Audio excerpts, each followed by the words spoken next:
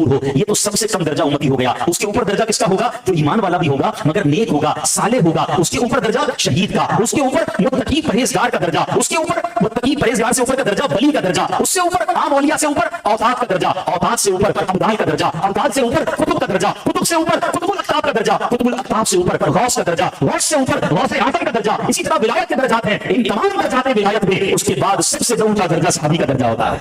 तो ये बात भी सुन लो कि दुनिया का कोई कुतुब, कोई अब्दाल, कोई गौस किसी सहाबी के रुतबे पर नहीं पहुंच सकता। और सहाबी कौन होता है? जिसने ईमान की हालत में अल्लाह के नबी का दीदार किया, ये सोबत उठाई और उसका ईमान पर ही इंतकाल हुआ, वो सहाबी रसूल है। और हर सहाबी का कई जन्नती है, हर सहाबी नबी।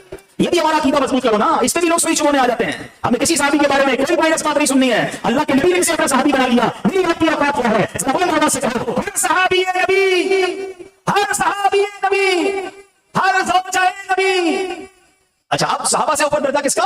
सहाबा किराम में भी ऊंचा दर्जा अंसारी सहाबा का, अंसार से ऊपर दर्जा मुहाजिरीन का, मुहाजिरीन में सबसे ऊपर दर्जा सिद्दीक अकबर का, हजरत सिद्दीक अकबर से ऊपर नबी का दर्जा। हर नबी, बहुत सारे अंबिया हैं, नबी से ऊपर रसूल का दर्जा, और रसूल से ऊपर अंबियाए उलुल आज़म का दर्जा। और जो अंबियाए उलुल आज़म हैं उनमें सबसे ऊपर जो है उनमें हजरत इब्राहीम अलैहिस्सलाम, और हजरत इब्राहीम से भी ऊंचा दर्जा मेरे आका का दर्जा है। खल्क से औलिया, औलिया से रसूल, और रसूलों से आला। अब बात समझ आ रही है? एक अदना उम्मती और नबी पाक के दर्जों में कितना फर्क है? किधर एक आम उम्मती और किधर मेरे आका, तू कुजा बन कुजा।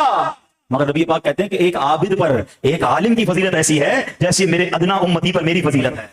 क्यों ना उलमा की इज्जत करें, क्यों ना उलमा से मरबूत रहें। आशिक रसूल, सही अकीदा आलिम दीन हो, फिर वो हमारे सर का ताज है, उसकी इज्जत करनी है। और क्यों ना खुद आलिम दीन बने, क्यों ना हमारे खानदान में कोई आलिम दीन हो। आपको पता है क़यामत के दिन जब लोग जन्नत में जाएंगे ना, उलमा को रोक लिया जाएगा, कहा जाएगा रुकिए और लोगों की शफाअत कीजिए, उन्हें भी अपने साथ जन्नत में ले जाइए।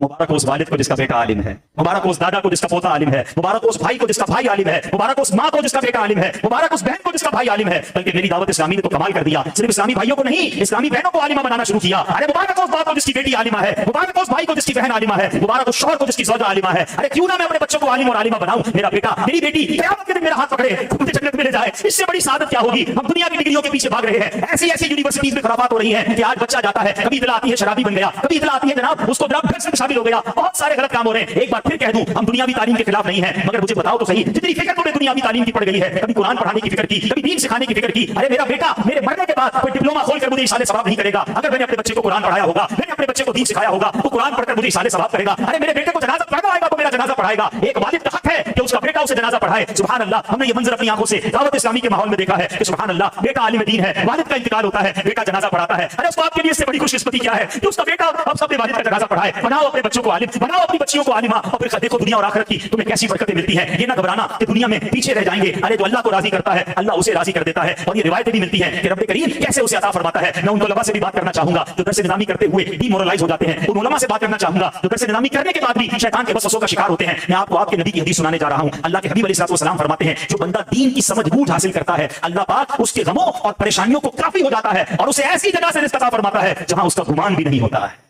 इल्म सीखना है अल्लाह के लिए, पैसों के लिए नहीं।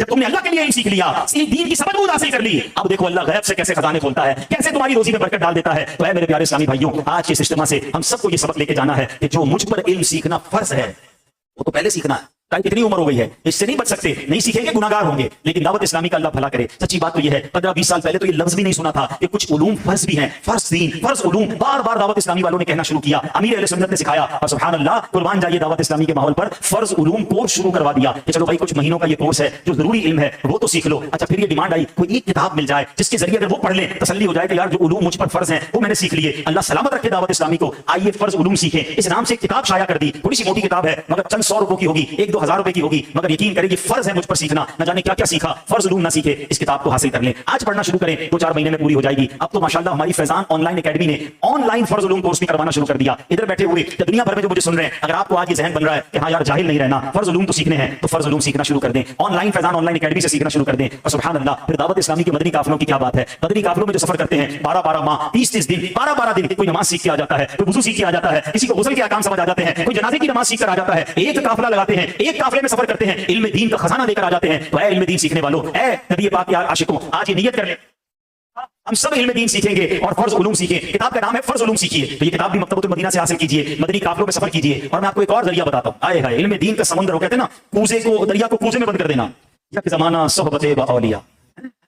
ایک زمانہ ایک تھوڑا سا وقت اگر کسی اللہ کے ولی کی صحبت میں ہو جائے نا تو کیا ہے وہ بہتر 100 سالہ بے ریا، 100 سال کی بے ریا عبادت سے افضل کیا ہے کہ تھوڑی دیر کسی عالم کی اور ولی کی صحبت میں گزار لی جائے. سبحان اللہ، ہم بڑے خوش نصیب ہیں. ہم ایک ایسے ولی کے دور میں جی رہے ہیں جس کو اللہ نے ایسا مقام دیا ہے، جس نے ہماری آنکھوں کے سامنے لاکھوں کروڑوں کی تقدیروں کو بدل دیا ہے. ایسے ایسے لوگ علم دین کچھ بھی نہیں جانتے تھے، آج عالم بن گئے. غیر مسلموں کے واقعات ہیں ہمارے دعوت اسلامی میں. جو پہلے غیر واقع، حیدرآباد کا بھی ایک واقعہ ہے کہ غیر مسلم تھے، مسلمان ہوئے، درس نظامی میں داخلہ لیا، عالم دین بنے اور پھر وہ علماء بنانے لگے، استاد بھی بن گئے. اتنا بڑا ریولوشن کفر کی وادی سے نکال کر عالم دین بنا دیا.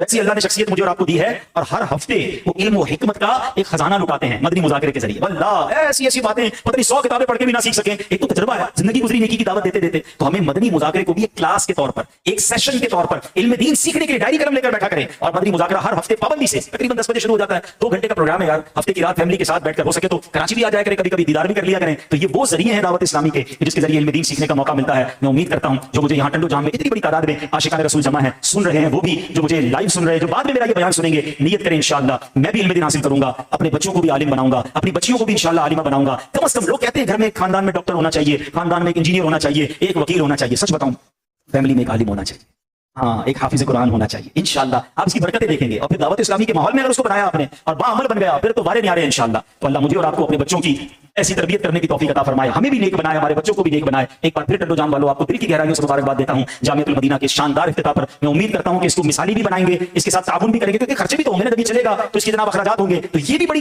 سچی بات بتاؤں، ہمارے پیسوں کا نصیب جاتا ہے کہ علم دین کی خدمت گاروں پر خرچ ہو جائے. عالم بن نہیں سکتے نا تو عالم کی خدمت کرنے والے تو بن جائیں. ان سے رابطہ کریں یار، ایک اسٹوڈنٹ مجھے دے دے بھائی، اس کا خرچہ بتائیں کتنا میں اٹھاؤں گا. ایک عالم دین استاد صاحب کی فیس مجھ سے لے لے، تنخواہ مجھ سے لے لے، اتنوں کو علماء بنائیں گے، مجھے ثواب ملے گا. بلکہ میں تو مشورہ دوں گا جن کو اللہ نے نوازا ہے وہ اپنے لیے، اپنے ماں باپ کے سارے ثواب کے لیے کوئی ایک جامعۃ المدینہ بنا دیں، ایک مسجد مدرسہ بنا دیں. قیامت تک چلتا رہے گا، ہمیں اس کا ثواب ملتا رہے گا. اللہ ہمیں ایسی نیکیاں کرنے کی توفیق عطا فرمائے. آمین بجاہ النبی الامین وما علینا الا البلاغ المبین.